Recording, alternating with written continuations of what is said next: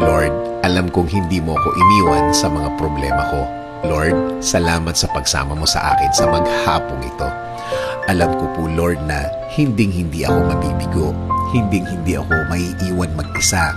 Alam ko, Lord, na tutulungan mo ako.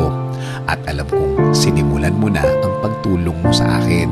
Patawad, Lord, dahil nagiging emotional na naman ako, nagiging maramdamin. Simula sa gabing ito, ikaw at ikaw na ang aking iisipin. Ikaw at ikaw ang iisipin kong magiging kakampi ko para malampasan ko ang sitwasyong ito.